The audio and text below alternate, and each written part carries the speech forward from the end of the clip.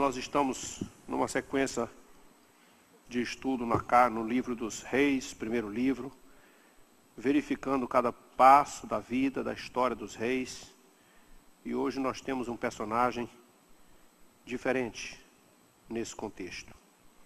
É que quando o rei Acabe assumiu o comando, e todos nós já tomamos conhecimento de que ele é um homem de Belial, um homem que pratica o que é perverso, foi pior do que todos os reis, andou segundo a idolatria, casou-se com Jezabel, uma mulher mais idólatra ainda, e ela mesma ajudou a excitar o povo de Israel à idolatria, e Acabe construiu o altar a Baal, adorou a Baal, e praticou todos os atos que jamais deveria ter praticado na sua vida. Mas então, desta vez o Senhor resolveu confrontar aquele rei. E para isso usou Elias, um profeta de Deus, de Gileade, tesbita. Ele se apresentou a Acabe, e eu suponho que não adiantava Elias chegar lá e dizer: olha, assim diz o Senhor, você está errado, precisa seguir o caminho certo, obedecer a palavra. Porque tem pessoas, principalmente quando estão, vamos dizer assim, vestido de autoridade, como era o caso do rei, vestido de autoridade real, sentado no trono, mesmo um profeta de Deus, como já aconteceu em outras situações, ele não daria ouvido à voz do Senhor. Então o Senhor começou a usar o profeta Elias com atitudes mais severas. O profeta se apresenta a ele e diz assim: olha só, tão certo como vive o Senhor, Deus de Israel, perante cuja face estou. O primeiro detalhe é que ele diz assim: eu estou falando no nome do Senhor Deus, que eu estou na presença dele, eu estou diante dele. Então, não haverá nem orvalho, uma seca bem cruel, nem chuva nem orvalho, por muito tempo, enquanto eu não disser, segundo a minha palavra. Algumas pessoas dizem assim: mas por que o Elias falou no nome dele? Como ele estava vestido da autoridade de Deus e na presença de Deus, ele ousou falar no seu nome. Não haverá nestes anos, segundo a minha palavra. Então, foi dada ao rei e à nação como um todo uma sentença de que o Senhor cerraria os céus e não haveria chuva nem orvalho, ou seja, haverá uma seca como nunca houve em toda a nação. Agora, quando a seca cai, quando um problema, quando uma tempestade, ou quando uma adversidade chega na terra, não é porque nós somos servos de Deus que nós não vamos enfrentar as mesmas adversidades. Infelizmente, sempre acontece assim: o justo paga pelo injusto. Se o povo está na idolatria e o Senhor resolve trazer de alguma forma uma sentença, quem está também certinho vai arcar com as consequências disso. Então toda a nação vai sofrer. Embora que tenha uma ou duas pessoas ali fiel a Deus, mas vai sofrer. O Senhor pode estender a sua mão e socorrer os fiéis e ajudar a vencer, e a dar graça, sustentar, fortalecer a sua fé e até prover alguns milagres para manter a sua sustentação, mas a prova não terá como ser evitada. E por isso o Senhor também, claro, está vendo que o profeta Elias passará por isso. Veio a palavra do Senhor a Elias dizendo: retira-te daqui, vai para o lado oriental e esconde-te junto à torrente do Querite, fronteira com o Jordão, e beberás daquela torrente. Vamos dizer assim, um fio d'água, uma torrente que começou assim, talvez até fosse abundante, mas à medida que a chuva vai sumindo, a seca vai aumentando, ela vai se afinando e vai ficando pouquíssima água, mas Elias ainda conseguia sobreviver dela. O Senhor proveu para que ele fosse para aquele lugar para poder sobreviver. Mas imagine, ele está lá num lugar bem distante, não está no meio da civilização, então ele não tem um mercado à sua porta, ele não tem uma cozinha à sua disposição, ele está lá no meio do deserto, no meio do lugar difícil, ele tem água, e como ele vai sobreviver? Então, para o caso do profeta Elias, o Senhor tem uma provisão impressionante. Ele diz assim: eu vou ordenar aos corvos. Vejam só a forma como Deus pode trabalhar. Os corvos vão te levar alimento. Corvo é uma semelhança, é um bicho parecido com o urubu. Tão tão semelhante, uma linhagem tão semelhante que às vezes é confundido por ele. Então, você imagina, ele se alimenta de carnes, de tantas coisas, é um animal que sobrevive a temperaturas secas e terríveis, né? Agora, o interessante é que esse animal é carnívoro, mas ele levava para o profeta, sabe Deus de onde ele tirava isso? Pão e carne. Onde ele ia buscar esse pão? Em que padaria ele ia buscar esse pão? Não sei. Certa feita eu vi alguém parafrasear ou inventar, sei lá, dizia assim, eu acho que Acabe botava a carne para secar no sol e ele roubava. Se foi isso, eu não sei. Mas eu sei que todo dia, de manhã e de tarde, os corvos chegavam lá com pão e carne. Então, ele fez segundo a palavra do Senhor, retirou-se, e os corvos lhe traziam pela manhã pão e carne, e depois, ao anoitecer, lhe trazia também pão e carne. Ou seja, o Senhor tem cuidado dos seus. Pode acontecer o que acontecer. Ele está na crise. Ele está no deserto. Ele também não está vivendo mar de rosa. Ele está vivendo lá no meio de um ribeiro, bebendo água com escassez, está vivendo debaixo de uma seca. Ele também não tem nenhum conforto, está enfrentando a mesma adversidade que a nação está vivendo, mas o Senhor está sustentando ele. Aí isso, para mim, serve de grande lição. Porque às vezes a nossa nação, o nosso povo, enfrenta o que nós chamamos hoje de crises econômicas, enfim, várias situações complicadas no nosso país e no mundo todo, e fica muita gente desesperada, o que é isso, o que vamos fazer, é o governo, é a nação, o que está acontecendo, fica todo mundo arrancando os cabelos, puxando a barba, e às vezes se esquece de confiar em Deus, de orar a Deus, porque a adversidade virão a todos. Todos vamos passar pelas aflições, mas aquele que se mantém fiel ao Senhor, o Senhor sustenta. O salmista Davi disse assim, eu fui moço, agora já estou velho, né? Cabeça branca, mas eu nunca vi um justo necessitado, nem a sua descendência mendigando pão. Então o Senhor tem cuidado dos seus, Ele sustenta os seus, o alimento é provisão dEle, é Ele que faz. Então ele pode usar o que ele quiser. Lembra de Jesus falando? Uma vez os discípulos estavam apreensivos e ansiosos. E Jesus disse assim, não quero que vocês estejam ansiosos por nada. Nada, nada, nada. Nem pelo que vocês vão vestir, nem pelo que vocês vão comer. Olhem bem para os pássaros. Quantos deles você já viu aqui numa comparação, plantando roça? Quantos pássaros você já viu plantando arroz ou fazendo lavoura, ou trabalhando para se sustentar? Quantos deles você já viu? Mas eles não morrem de fome. Porque o Pai que está no céu, não importa se é a seca, se é a crise, não importa se está chovendo, se não está chovendo, o Pai que está no céu sustenta eles. Olha os lírios do campo. Você nunca viu nenhum deles tecendo vestido, fazendo tecido. Você não viu ninguém deles com cartão de crédito, comprando roupa no shopping. Você nunca viu nenhum deles desesperado com o que eu vou vestir amanhã, com a roupa que eu vou ter. Não, mas você nunca viu uma roupa tão bonita quanto a deles. Nem o rei Salomão, com toda a sua glória, com toda a sua pompa, conseguiu uma vestimenta tão bonita, tão colorida, tão especial como essa. Quem fez isso? Deus fez isso. E aí Jesus disse assim, e você quer saber de uma coisa? Você vale mais do que pássaros e vale mais do que lírios. Será que Deus cuida dos pássaros, cuida dos lírios e não cuida de você? Então é uma forma de nós confiarmos no nosso Deus.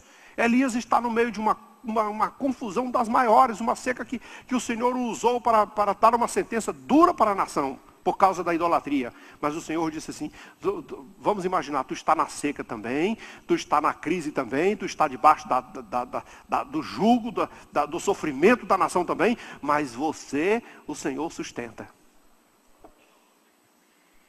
Agora, a seca vai apertando, a água vai minguando, e o ribeiro do Querite secou. E o Senhor diz para ele, agora tu sai daí, e vai lá para Sarepta, que fica lá, Sarepta já era na terra dos Sidons, já era do lado de fora dos termos de Israel. Não era exatamente ainda a nação de Israel, uma vizinhança. vai lá para Sarepta. E você vai ficar lá uns dias. Porque está lá no meio de Sidom. E lá eu ordenei uma mulher viúva que te dê comida. Então ele se levantou e foi a Sarepta. E olha só a observação. Por que o Senhor mandou para a casa de uma viúva? E é claro, está óbvio, está bem nítido. O Senhor mandou para a casa daquela viúva para poder também abençoar aquela viúva. Porque o Senhor abençoa pessoas liberais. O Senhor abençoa pessoas que são fiéis a Ele. A mulher estava fora dos termos de Israel, mas temia a Deus. Uma mulher que não fazia parte do contexto da nação, que não tinha toda a informação necessariamente, não tinha todo o desafio que tinha o povo de Israel, mas sabia quem era o Deus de Israel. E o profeta Elias é enviado para a sua casa. E é provável que se tivesse sido enviado para a casa de um fazendeiro rico e poderoso, não tivesse o que comer. Talvez ele não lhe estendesse a mão para dizer assim, que numa seca dessa você aparece por aqui querendo comida, rapaz, some daqui. Mas ele foi para a casa de uma mulher viúva, encontrou essa mulher viúva lá na porta da cidade, procurando os gravetos, agarrado na mão de uma criança. Sabe Deus o estado físico dessa criança, né? Aquele menino desnutrido, que o texto vai mostrar que ele adoece depois e morre. Então está se vendo que é uma situação bem complexa, né? Aqueles menininhos que seco, né? Igual cancão na época da seca. Desesperador, o desespero daqueles que, como eu costumo dizer, que é tão magro, tão seco, que deram 3 tiros na perna, furou a calça em 3 lugares e não acertou a perna. Pense numa magreza extrema. Aí está lá aquela criança e Elias chega, se apresenta e diz assim, mulher, olha só o primeiro pedido. Eu preciso de beber água. Traz-me, peço-te, uma vasilha de água para eu beber. Agora escutem bem. Naquele lugar não chove. Naquele lugar não tem água potável, não tem água de torneira. Lá não tem água encanada. E os rios não estão. O Querite, lá embaixo, estava seco. Vocês podem imaginar quantos quilômetros aquela mulher andava para arrumar um cântaro d'água e trazer para dentro da sua casa para comer, fazer comida, beber, fazer alguma coisa? Imagine que qualquer uma pessoa que não teme a Deus, qualquer uma pessoa que não tem um coração voluntário, numa situação dessa dizia assim, não tenho água para você, eu só tenho água para mim, não vou te dar água, porque a água aqui é muito escassa e aqui não tem água para ninguém. Não seria uma coisa bem óbvia?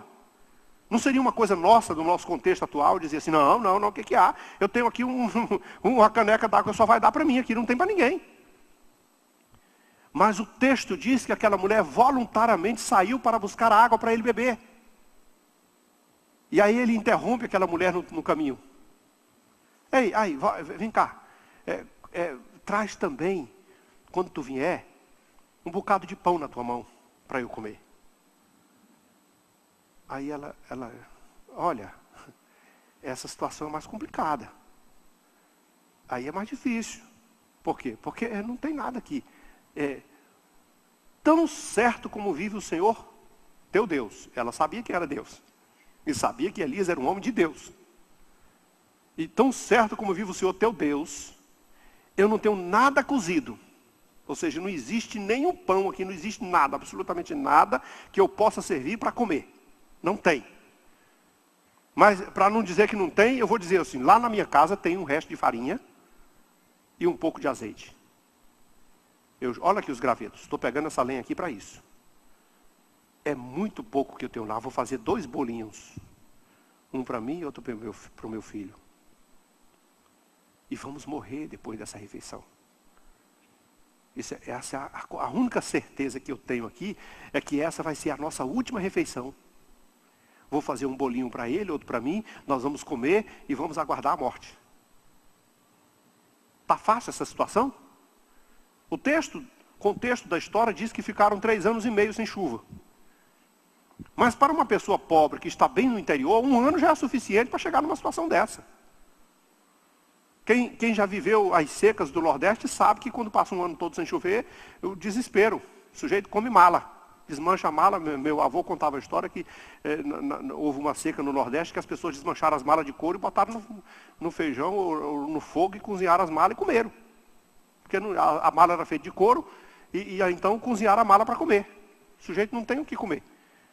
Você viu, um dia desse eu estava vendo no jornal, agora recente, uma família no interior da seca, lá numa dessas secas aí do estado que eu não me lembro agora, comendo rato. Matando o rato e comendo. Você pode imaginar o que uma seca é capaz de fazer com uma pessoa? Não pode imaginar. Eu não sei quanto tempo já tivesse sem a chuva. Vamos imaginar que fosse 2 anos. Então aquela mulher não tinha nenhuma perspectiva de vida. A única coisa que ela sabia era o seguinte: eu vou fazer esses 2 bolinhos aqui, um para mim, outro para o meu filho, e vai ser a nossa última refeição, nós vamos morrer. Aí o profeta diz assim: olha, não temas. Faz isso mesmo que você está dizendo. Mas antes, vai lá dentro e faz um bolo para mim. Um bolo pequeno para mim. E assim diz o Senhor. Está falando no nome do Senhor. Não vai faltar na panela nem a farinha, nem o azeite da botija. E esta mulher, irmãos, creu nessa palavra. Você pode imaginar isso? Era uma mulher estrangeira. Ela era de Sidom. Ela não era exatamente uma mulher dos termos de Israel. Mas ela ouviu uma expressão que nós não aguentamos hoje. Jesus ensinou isso. Sabe o que Jesus ensinou quando a gente está vivendo nas crises? Sabe qual foi a oração que Jesus nos ensinou a fazer? Sabe qual foi a forma como Jesus nos ensinou a viver? Que nós não praticamos? Buscar primeiro o reino de Deus e a sua justiça, e todas as outras coisas vos serão acrescentadas. O ensinamento que nós temos é primeiro Deus, mas nós não fazemos assim: primeiro nós, segundo eu, depois eu, terceiro eu, quarto eu. Quem tira do seu pão, até numa coisa das mais comuns da vida cristã, por exemplo, os nossos dízimos, tem pessoas que dizem assim: não, eu vou comprar minhas coisas e se sobrar eu faço, porque senão eu vou passar necessidade. Esta mulher tem a última refeição da sua vida. E ela ouve uma palavra assim: vai e faz o que você está dizendo. Com esses cavaquinhos que você tem aí para fazer. Não temas, vai e faz o que disseste. Mas primeiro, olha a palavra, primeiro, faz um bolo pequeno para mim e traz aqui fora. A impressão que dá de vez em quando é que ela foi lá e fez os 3 bolinhos, dividiu um pedacinho aqui e fez 3 bolinhos e voltou com os bolinhos pequenos. Não. A ordem foi diferente. Vai lá dentro, faz um bolo para mim, traz aqui fora para eu comer, depois tu vai fazer o teu. Tu acredita nisso? Nós temos essa atitude, nós fazemos isso, nós falamos que amamos Deus, que servimos a Deus, que adoramos a Deus e que cremos em Deus. Mas manda eu tirar o meu bocado para servir ao homem de Deus, ou quem quer que seja, ou para fazer qualquer coisa no reino de Deus, que eu vou dizer assim: não, primeiro eu vou encher minha barriga, vou comer, e depois se sobrar eu me viro. Mas essa ordem dessa mulher foi diferente. E o que ela fez? Ela foi lá dentro, fez o bolo, e trouxe ao homem de Deus. E ele comeu. E depois ela voltou lá para fazer o dela. E o texto sugere com clareza que a farinha tinha multiplicado. E o azeite também. E ela fez os seus bolos e comeu também. E o texto diz que durante muito tempo, olha só, foi ela segundo a palavra de Elias, e assim comeram ele e ela e a sua casa muitos dias. E da panela a farinha não se acabou, e da botija o azeite não faltou, segundo a palavra do Senhor por intermédio de Elias. Enquanto o Senhor não mandou chuva sobre a terra. Quanto tempo a crise vai durar? Você sabe que tem uma coisa que a gente reclama muito, irmão. Todos nós reclamamos muito.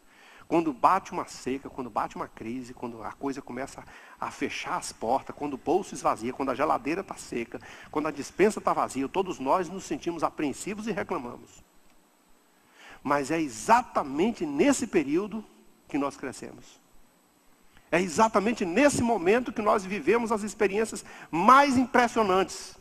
Por quê? Nós estamos lá vivendo aquela dificuldade de dizer assim, agora eu vou ver o seguinte, agora não é o meu trabalho, agora não são as provisões, agora não são as doações que eu recebi, agora não veio, eu não achei uma lavoura à minha frente, eu não tenho de onde colher, mas agora só tem uma única explicação, Deus está cuidando de mim. Eu de vez em quando gosto de fazer uma seguinte indagação. Desafio qualquer pessoa a levar a sua memória lá para o passado e tentar se lembrar de uma fase boa.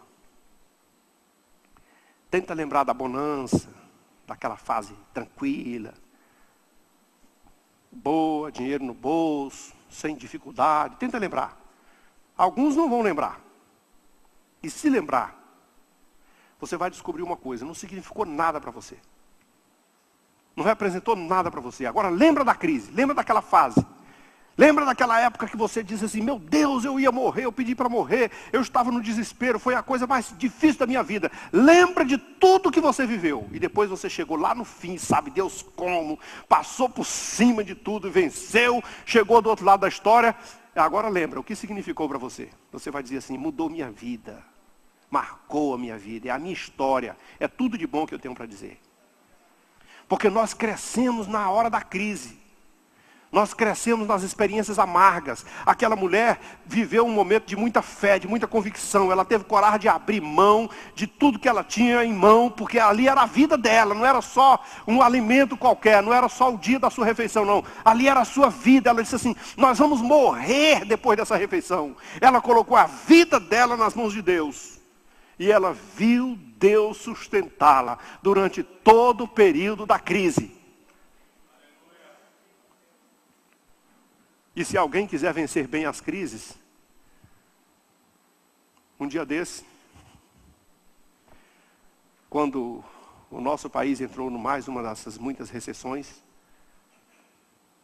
pareceu assim um desespero. Eu vi muita gente realmente desesperada.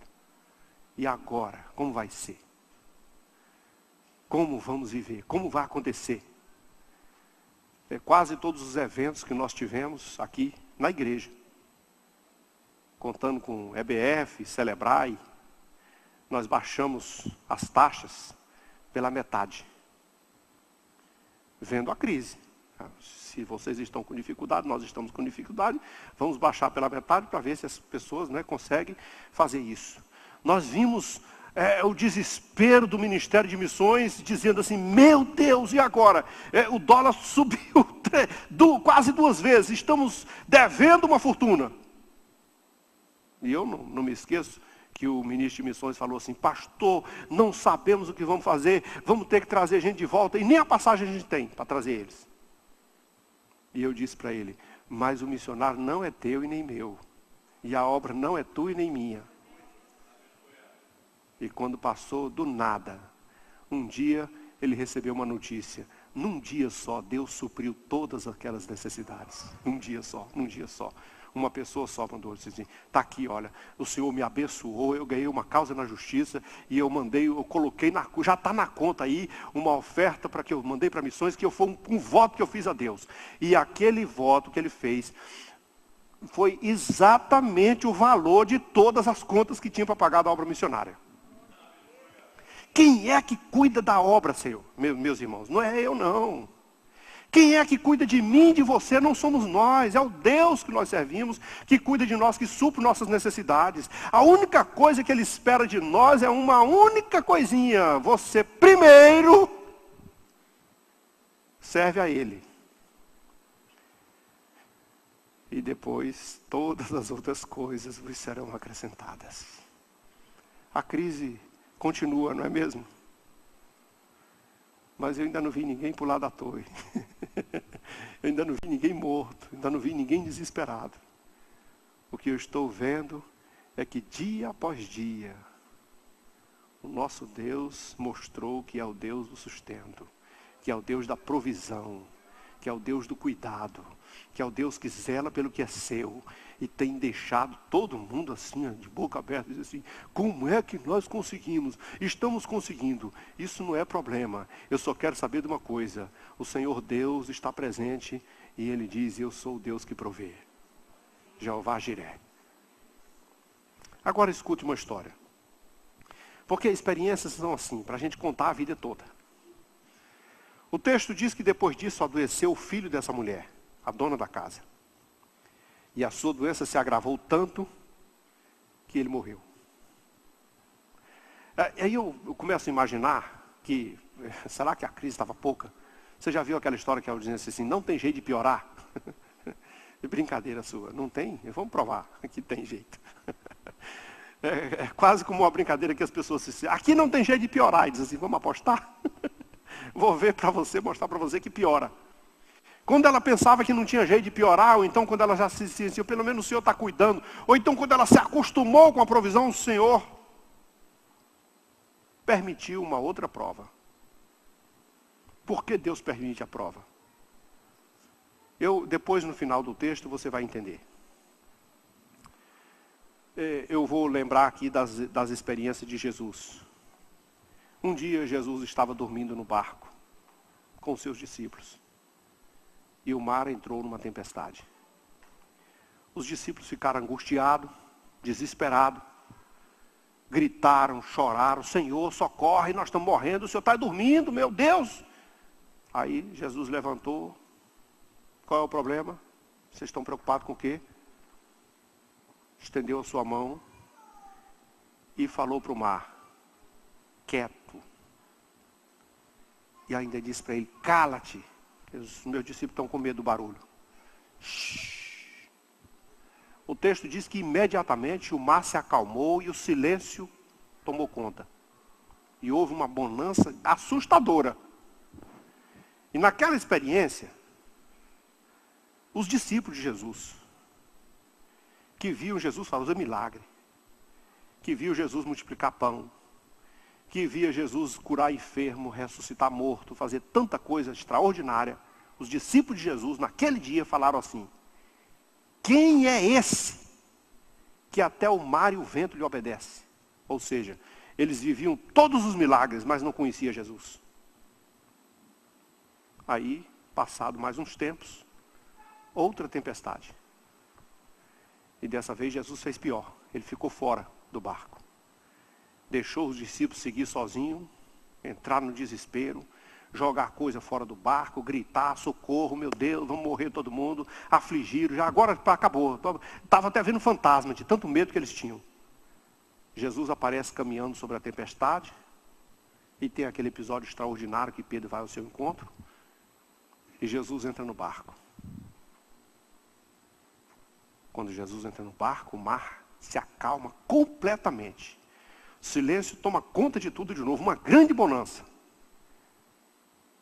Aí os discípulos disseram outra coisa. Verdadeiramente, agora sabemos que tu és Filho de Deus. As experiências nos ensinam e nos ajudam a conhecer melhor o nosso Deus. Olha o que está acontecendo com esses discípulos. E com esses homens aqui. Essa mulher está no maior desespero. Ela diz assim, foi um julgamento, o Senhor está me cobrando, foi o meu pecado. O Senhor veio para cá para trazer à tona o meu passado e ressuscitar as minhas iniquidades e trazer de volta a minha maldade e agora meu filho está morto por culpa minha. O profeta diz, me dê esse garoto. Pegou da mão dela, levou lá para seu aposento, no provável sótão, colocou o menino na sua própria cama, fez a sua fervorosa oração, 1 vez, 2 vezes, 3 vezes, e aí ousadamente pediu ao Senhor, Senhor, faz a alma desse menino voltar para ele. Tem hora que eu fico pensando o seguinte, por que Deus deixa chegar no impossível? Por que às vezes Deus permite a morte, né? Porque Lázaro teve que morrer, porque esse filho da viúva teve que morrer, porque outras pessoas tiveram que viver assim, situações que alguém disse assim, não tem mais jeito, tudo se acabou. Porque Deus quer nos mostrar uma coisa, quando tudo acaba, quando não existe mais chance humana de ser resolvida, Ele resolve. Mas Ele não gosta de resolver enquanto você acha, enquanto você pensa que pode resolver. Sabe por quê? Para você não se gloriar. Por que que Deus tirou todos os soldados do Gideão e deixou só 300? Para que Gideão nunca pensasse que o seu exército lhe deu a vitória. Tivesse sempre a certeza, foi o Senhor. Elias foi lá, orou, e Deus ouviu a oração de Elias, e a alma do menino voltou para ele. Elias voltou com a criança no colo. Ou no braço, sei lá, pegou na sua mão. Mulher, vem aqui. Veja. Teu filho vive. Aí aquela mulher tinha visto Deus multiplicar o seu azeite. Tinha visto Deus multiplicar a sua farinha. Tinha vivido a experiência de ser sustentada por Deus durante alguns meses, ou talvez até alguns anos. Mas agora ela viu uma coisa tão impressionante, que ela disse com toda convicção, nisto eu conheço agora, só agora, nisto eu sei, agora, que tu és um homem de Deus, e que a palavra de Deus na tua boca é verdade. Você sabe por que Jó sofreu tudo aquilo? E o bom de tudo isso é que Jó é bem elogiado.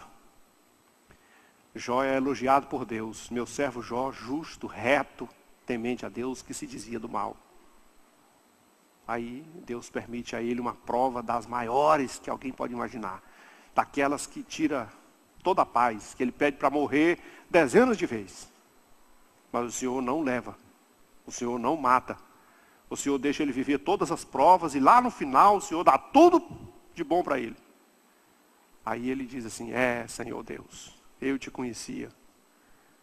Mas não era assim não. Era superficialmente o meu conhecimento. Agora a minha alma sabe quem é o Senhor. É na crise, irmãos.